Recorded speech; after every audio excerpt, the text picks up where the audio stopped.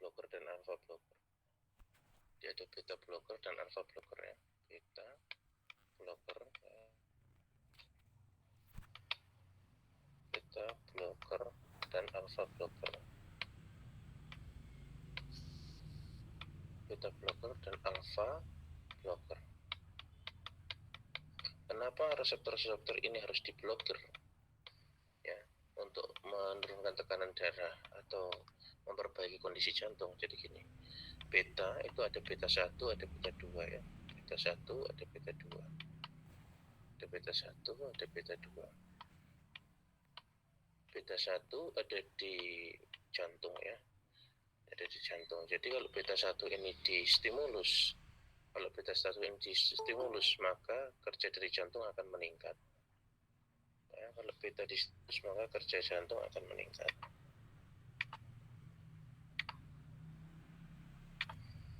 Jadi kalau beta 1 distimulus apa yang terjadi? Kerja jantung meningkat. Kerja jantung meningkat ya.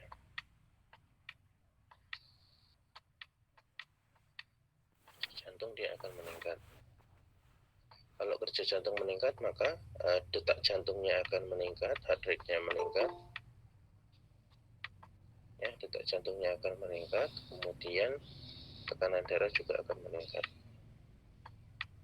Ya, jadi kalau beta distimulus apa yang terjadi? Beta 1 distimulus, maka kerja jantungnya akan meningkat ya. Kalau kerja jantungnya meningkat maka heart rate yang akan meningkat, heart rate atau HR ya. HR ini heart rate artinya denyut jantung ya, denyut jantungnya akan meningkat, tekanan darahnya juga akan meningkat ya. Makanya, tapi kalau di blocking, maka kalau ada obat namanya beta blocker, maka kalau di blocking apa yang terjadi? Efeknya Kerja jantung turun. Kerja jantung turun. Kalau kerja jantung turun apa yang terjadi? Heart rate akan turun. Heart rate turun, denyut jantung turun, tekanan darah akan turun. Makanya beta blocker ini, terutama yang beta selektif ya. Beta selektif itu yang dimaksud beta selektif adalah dia memblok hanya beta 1 saja. Itu maka dia bisa digunakan untuk obat jantung ya, dan juga digunakan untuk obat tensi. Contohnya apa? Contohnya obat yang jadi gini ya, itu dulu ya, beta 1 dulu ya. Beta 1 tadi ada di mana? Di jantung. Di jantung. Kalau beta 2 ada di paru-paru, ada di paru-paru. Ada di paru-paru. Nah, kalau distimulus, beta 1 ini distimulus, beta 2 distimulus, akan terjadi bronchodilatasi malah justru. Bronchodilatasi justru ya, bronchodilatasi.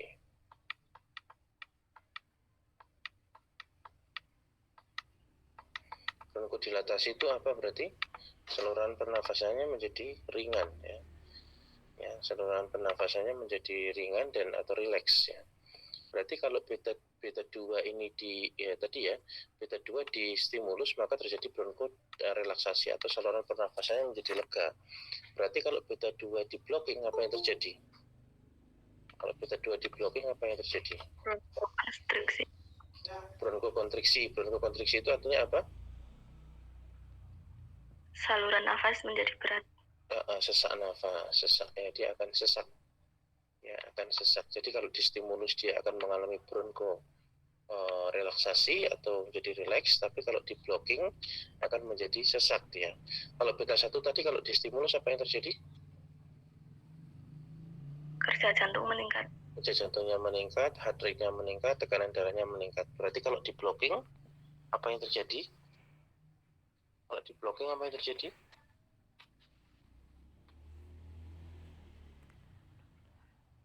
Kalau di blockingnya berarti efek sebaliknya apa yang terjadi? Kerja jantung turun. Kerja jantung turun terus? HR turun. Tekanan darah turun, oke. Nah, beta blocker itu ada yang jenisnya selektif, ada yang jenisnya non selektif. Jadi kalau disebut dengan beta blocker selektif, beta blocker yang sifatnya selektif itu hanya memblok beta 1. Ya, ini namanya selektif, beta blocker selektif. Disebut selektif kalau dia hanya memblocking siapa? Beta 1.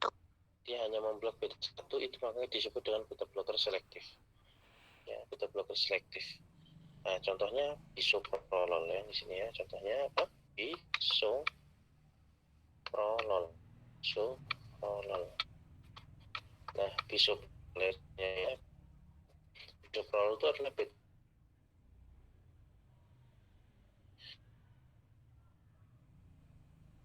di mana? Di jantung dan di paru-paru atau hanya di Jantung. jantung saja, maka dia akan efeknya apa kalau di blocking tadi? Bisoprolol berarti memberikan efek apa? Ya kan beta blocker, beta selektif yaitu beta 1 yang diblok. Kalau beta 1 yang diblok, apa yang terjadi? Kerja jantung turun. Ya, kerja jantung turun, heart rate-nya turun, denyutnya turun, ya terus apa lagi? Apa lagi satunya? Tekanan darah turun. Ya, tekanan darah juga dia akan ikut turun. Nah, itu disebut dengan beta selektif. Tapi kalau beta blok selektif, dia memblok dua-duanya. Ya, beta 1 diblok, beta 2 diblok. Berarti dia kerjanya di mana aja? Di organ apa berarti? Kerjanya di jantung dan di Paru-paru. paru-paru. Contoh yang non selektif itu apa contohnya? Non selektif. Non selektif contohnya obatnya adalah kita kenal dengan propranolol ya.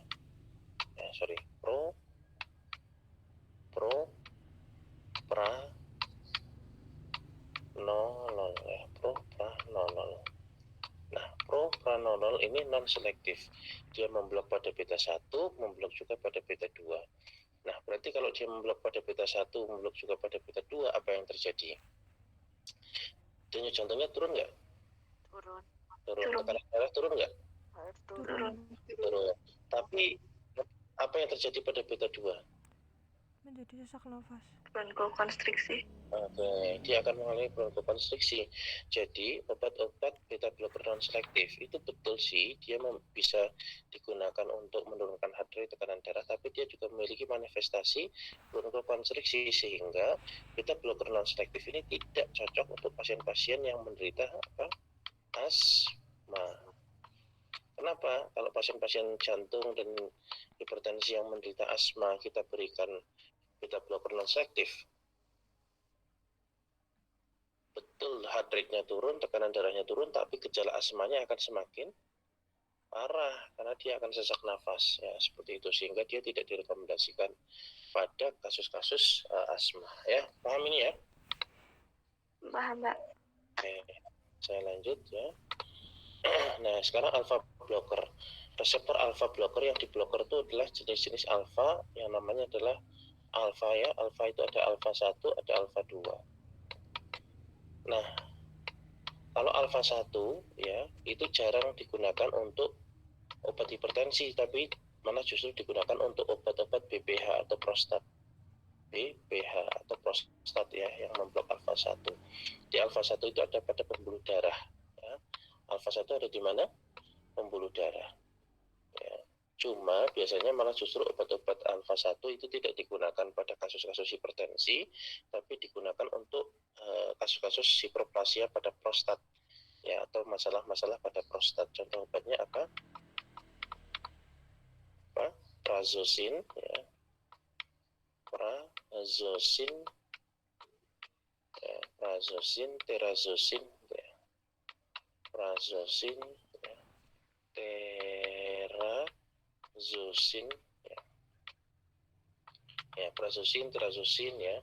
Ini adalah obat-obat alpha 1 blocker ya, tapi justru dia digunakan pada kasus-kasus prostat, bukan pada kasus-kasus hipertensi.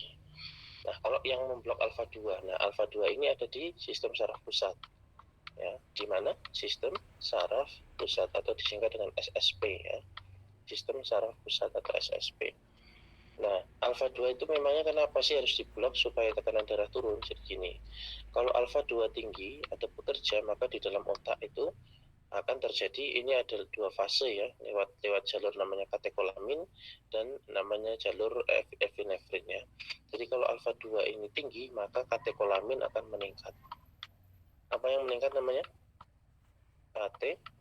Katekolamin. Katekolamin. Katekolamin dia akan meningkat. Kalau katekolamin meningkat, ya, ada yang mau join, saya tidak terima ya, sudah telat ini, sudah mau selesai.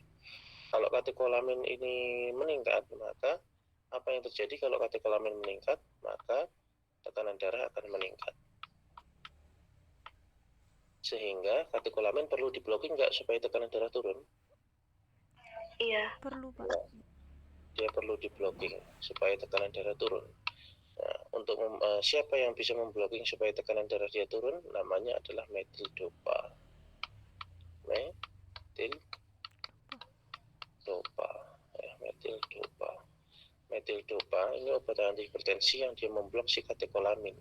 Kalau katekolamin diblok, maka tekanan darah tidak akan naik ya, seperti itu. Ada juga yang di sini kalau sistem saraf pusat alfa 2 dipacu, maka di sini epinefrin akan meningkat. Epinefrin dalam tubuh akan meningkat. Kalau epinefrin dalam tubuh meningkat, maka tekanan darah juga akan meningkat. Ya, tekanan darah dia juga akan meningkat. Epinefrin dalam tubuh meningkat, maka tekanan darah akan meningkat. Maka harus diblocking tidak ini epinefrinnya? Iya. Ya, dia harus diblocking ya, Nah, kalau epinefrin diblocking, tekanan darahnya naik enggak? Tidak. Nah, contoh obat yang dia memblocking epinefrin siapa namanya? Clonidin.